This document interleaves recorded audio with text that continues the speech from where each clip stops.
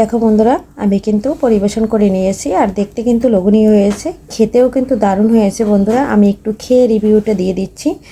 আর এভাবে একবার হইলেও তরমুজের খোসা চিংড়ি মাছ দিয়ে ভাজি করে খেয়ে দেখবে, চাল কুমড়া বা লাউকে হার মানাবে। আর এই রেসিপি যদি থাকে সাথে আর থাকে যদি গরম ভাত, একদম জমে যাবে বন্ধুরা। নমস্কার বন্ধুরা, সবাই কেমন আছো? আমি পাপড়ি কিচেন অ্যান্ড ব্লগ থেকে চলে আসলাম নতুন একটা রেসিপি নিয়ে। এখানে দেখো বন্ধুরা, তরমুজ খেয়ে নিয়েছি আর তরমুজের শসাগুলো আমি খুব সুন্দর করে ছালিয়ে নিয়েছি। আর এটা কিন্তু কুচি কুচি করে কুচিয়ে নেব। তারপরে কিন্তু এই যে নিয়ে নিচ্ছি নদীর চিংড়া, এই চিংড়ি মাছ দিয়ে আমি ভাজি করব তরমুজের খোসা। আর বন্ধুরা, এটা খেতে কিন্তু দারুণ লাগে, চাল কুমড়ার স্বাদকে হার মানাবে এই তরমুজের খোসা।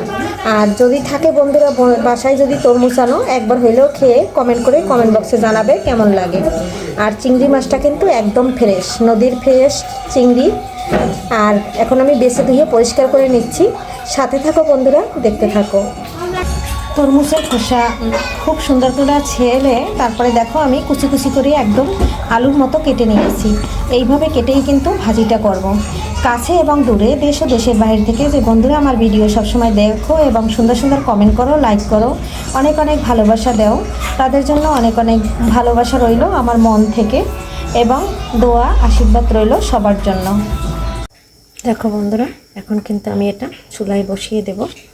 আর এখানে কিন্তু এখন আমি প্রথমে কোনো তেল দেবো না, সামান্য একটু জল দিয়ে ভিজে দেবো, ঢাকনা দিয়ে লবণ দিয়ে একটু জল দিয়ে দিয়েছি আর লবণটা দিয়ে দিয়েছি। এখন আমি ঢাকনা দিয়ে ঢেকে সিদ্ধ করে নেব, কারণ এই তরমুজের খোসাটাই কিন্তু অনেকটা জাল লাগে বন্ধুরা। দেখো বন্ধুরা, জলটা দেওয়ার পরে কিন্তু একদম উঠে উঠেছে। এখন আমি একটু নেড়ে ছেড়ে দেবো, নেড়ে ছেড়ে দিয়ে আবার ঢাকনা দিয়ে রেখে দেবো। এখানে জলটা বেশি হয়ে যাবে, জলটা কিন্তু ছেঁকে ফেলে দেবো, কারণ আমি কিন্তু সিদ্ধ হওয়ার জন্য দিয়েছি, এখনও সিদ্ধ হয়নি। আরও 5 মিনিটের মতো ঢাকনা দিয়ে ঢেকে দেবো। এর ভিতরে জলটা শুকিয়ে গেলে তো ফেলতে হবে না, আর যদি না শুকায় তাহলে ফেলে দেবো। বন্ধুরা, আবার 5 মিনিট পরে চলে আসলাম, জলটা কিন্তু একদম শুকিয়ে গেছে। এখানে আমি এখন মশলাটা দিয়ে দেবো। পরিমাণ মতন হলুদ দিয়ে দিচ্ছি, কারণ লবণটা তো তখন দিয়ে দিচ্ছি, আর এটাই লবণ একটু কম লাগে। এখানে একটু ভিনেগার গুঁড়ো দিয়ে দিচ্ছি আর একটু জিরার গুঁড়ো দিয়ে দিচ্ছি। মরিচটা দিচ্ছি না, এখানে কাঁচামরিচ ব্যবহার করব। তবে আমি এখন ফোড়ন দিয়ে দেবো, একসাথে কাঁচামরিচটা ভেজে চিংড়ি মাছটা ভেজে তারপরে দিয়ে দেবো। দেখো বন্ধুরা, জলটা একদম শুকিয়ে গেছে, এখন আমি ফোড়নটা দিয়ে দেবো। বন্ধুরা, এখন কিন্তু একটা ফ্রাই প্যান দিয়ে দিয়েছি, ফ্রাই প্যানে প্রথমে চিংড়িটা ভেজে নেব। চিংড়ি মাছটা কিন্তু দিয়ে দিয়েছি, এখন আমি এই তেলের ভিতরে নেড়ে ছেড়ে ভেজে নেব। এক পাশে চিংড়ি মাছটা দিয়ে দিয়েছি, আর এক পাশে কিন্তু একটা তেজপাতা আর কয়েকটা রাঁধুনি দিয়েছি।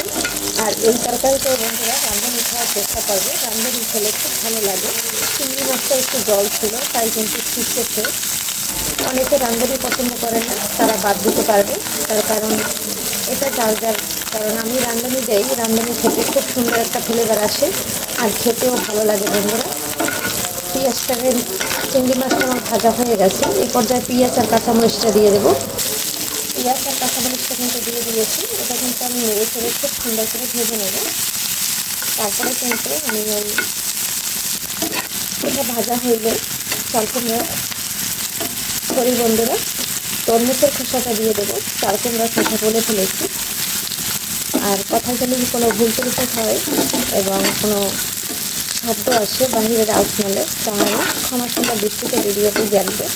আর বন্ধুরা, আবারও বলে দিচ্ছি, আমি কিন্তু ভিডিওগুলো করে ধরে রাখি, আর সবসময়ের জন্য আমার ভিডিওতে একটু শব্দ থাকে, যেমন মসজিদ একদম কাছে, রাস্তা একদম কাছে, এর জন্য কিন্তু আজ শব্দটা বেশি আসে।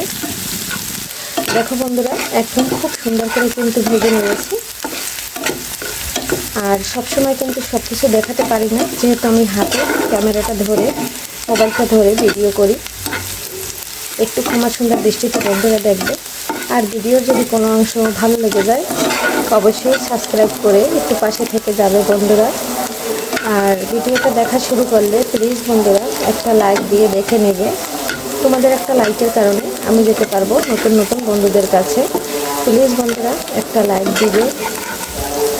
এটা আবার ভাজা হয়ে গেছে, পেঁয়াজটাও খুব সুন্দর ব্রাউন কালার হয়ে গেছে। এখন আমি এর ভিতরে তরমুজের খোসাটা দিয়ে দিচ্ছি। তরমুজের খোসাটা দিয়ে দিয়েছি, এখন আমি একটু নেড়ে চেড়ে দিচ্ছি। আর বন্ধুরা তেলের পরিমাণটা একদম কম দিয়েছি, দেখেছি এরকম কম তেল দিয়ে রান্না করলে আমাদের স্বাস্থ্যের জন্য খুবই ভালো। আর প্লিজ বন্ধুরা ভিডিওটা ফুল ওয়াচ করে নেব, কারণ ওয়াচ টাইম একদম বাড়তেছে না।